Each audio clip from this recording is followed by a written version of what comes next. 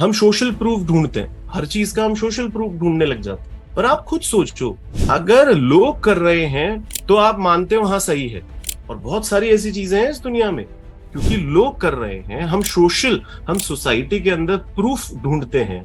और हमें जब लगता है हाँ लोग कर रहे हैं, क्या है सर, आप सामान भी खरीद रहे हो, अमेजोन पे, और अगर आप सिर्फ रिव्यूज देख के खरीदते हो तो ये दिखाता है आपके ऊपर भूत सवार है सोशल प्रूफिंग का। चाहे सर आप ज्यादा टेक्निकल हो दिमाग से, आपको किसी पर्टिकुलर चीज के जब डिस्क्रिप्शन बॉक्स में जाते हो, उसका मेजरमेंट देखते हो, उसकी क्वालिटी देखते हो, उसकी जो समझ है वो आप में कई गुना ज्यादा है, पर तब भी आप सोशल प्रूफ में ज्यादा जाओगे। तो ये ग्रुप थिंकिंग होती है सर।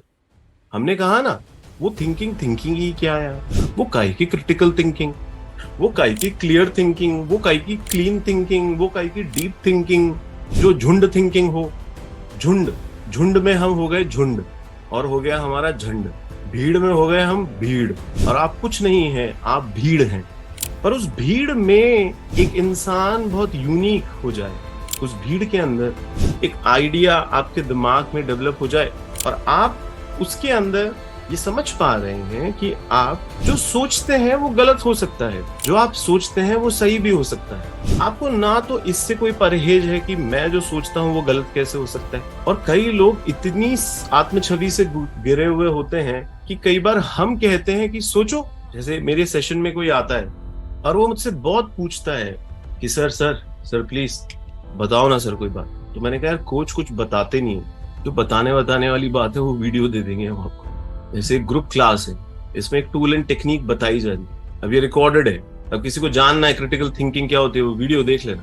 अब वो कहते हैं नहीं सर अब कुछ और बताओ ना आप 1-to-1 में। तो मैं उसको कहता हूँ कि नहीं तू बता, अब मैं सुनता हूँ। तो वो पहले से ही मान के बैठा है कि यार ये क्या बात हुई, आप ही तो बताओगे। यानी वो पहले से ही अपने दिमाग में मान के बैठा है कि उसकी बस की नहीं है कि वो कुछ बता पाए, उसकी बस की नहीं है कि वो कुछ सोच पाए। कोई कोच उससे सही प्रश्न पूछ के उसको सोचने के लिए अगर मजबूर भी करेगा तो भी वो खुद नहीं सोचेगा, वो कोच को ही कहेगा कि तुम सोचो मेरे लिए।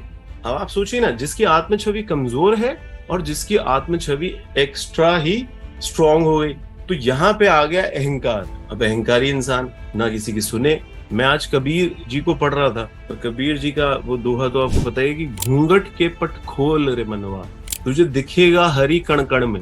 कबीर जी कहते हैं कि तू अहंकार के बादलों को हटाएगा तो ही तो तेरे को हरि दिखेगा। चलिए ये तो बड़ी आध्यात्मिक बात हो गई, पर नॉर्मली अगर एक इंसान को क्लियरली सोचना है तो बात ये नहीं है कि वो किसी से इंफीरियर है, और बात ये नहीं है वो किसी से सुपीरियर है। वो जो है वो है।